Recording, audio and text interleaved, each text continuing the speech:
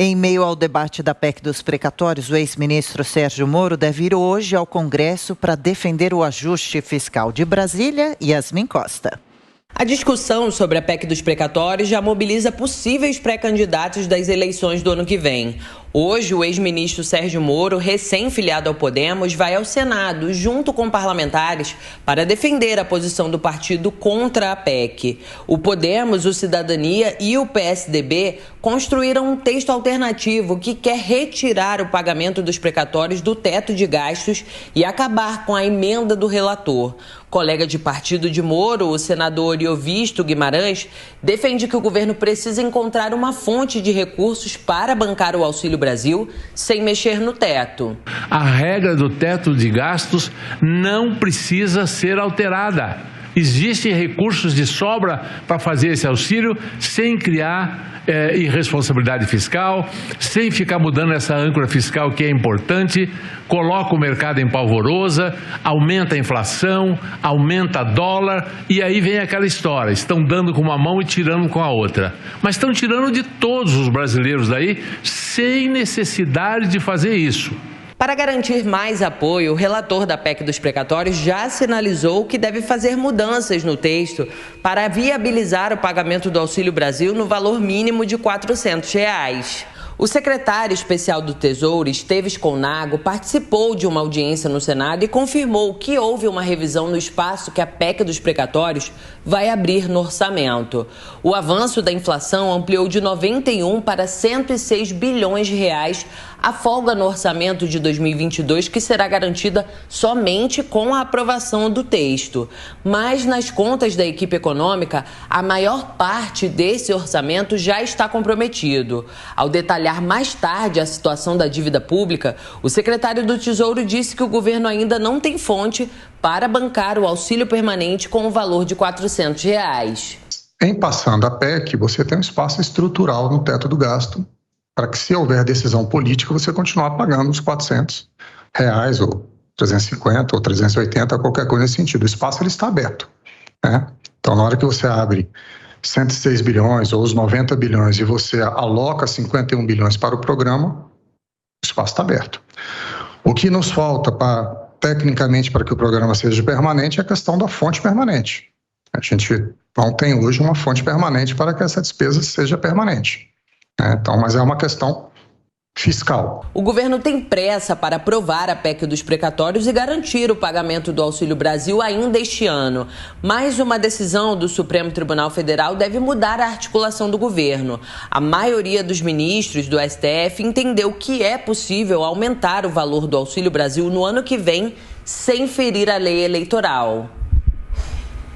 Diogo Schelp, a gente tem acompanhado o andamento da PEC dos precatórios, hoje um dia importante no Senado. E como você avalia a presença do ex-ministro e possível candidato à presidência Moro? É interessante ver agora a atuação de Sérgio Moro como um político declarado, né? Até recentemente, o Moro se recusava a se apresentar como um político, a se dizer um político, dizia que era um ex-juiz fazendo um trabalho importante no Ministério da Justiça do governo Bolsonaro.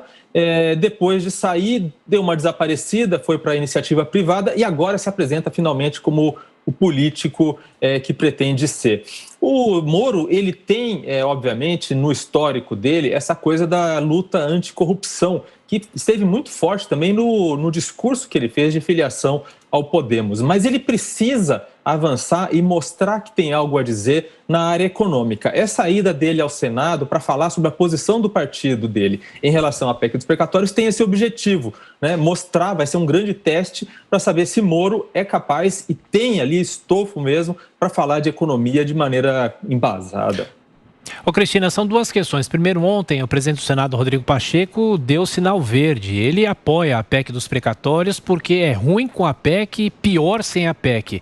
Agora, a ida de Sérgio Moro ao Congresso Nacional, que peso político que isso tem?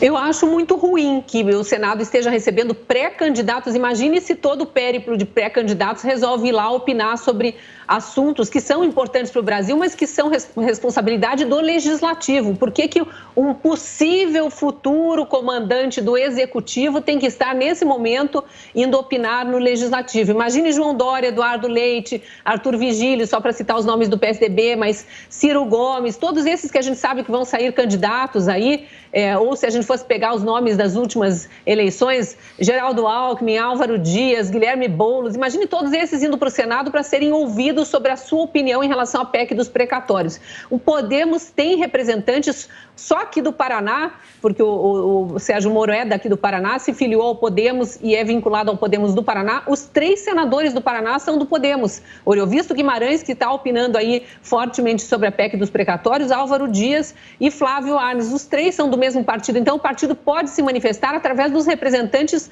no Legislativo. Eu não gosto dessa ideia de pré-candidatos. Eles podem opinar sobre tudo, a população quer saber, inclusive, o que eles pensam em relação a tudo, é importante que opinem, mas fora do poder legislativo, eles não fazem parte desse poder. Em relação à questão dos gastos de redução de gastos, porque o senador Oriovisto diz ali que o governo precisa achar uma fonte. Ele está certo quando ele diz que é ruim, na verdade é péssimo estourar teto de gastos, ainda que a gente esteja num ano pós-pandemia, num ano muito atípico, após 2 anos de pandemia, né? Mas estourar o teto de gastos é muito preocupante e isso provoca efeitos danosos para a economia. Ele citou aí a alta do dólar, a gente tem o mercado financeiro dando resposta sempre automática quando se fala em mexer no teto de gastos, mas ele diz que é preciso achar uma fonte de recursos para bancar o Auxílio Brasil, só que não aponta qual. Esse que é o problema. Mexer na PEC dos precatórios é saudável, ainda que depois vá ter que voltar para a Câmara para uma nova discussão, caso ela seja alterada no Senado. Agora, mexer na PEC apenas por mexer e sem dizer qual é a outra fonte de recurso, a gente precisa lembrar que o governo Bolsonaro é o primeiro governo nos últimos 20 anos que reduziu o número de servidores públicos. Já teve uma redução de 44 mil servidores públicos. É claro que para um estado que tem um universo de mais de 500 mil de servidores públicos federais, é pouco ainda. Mas a gente precisa lembrar que, segundo o próprio Atlas do Estado Brasileiro do IPEA, nos últimos 20 anos aí, anteriores ao governo Bolsonaro, subiu em 60% o número de servidores públicos. Então, houve um inchaço da máquina administrativa.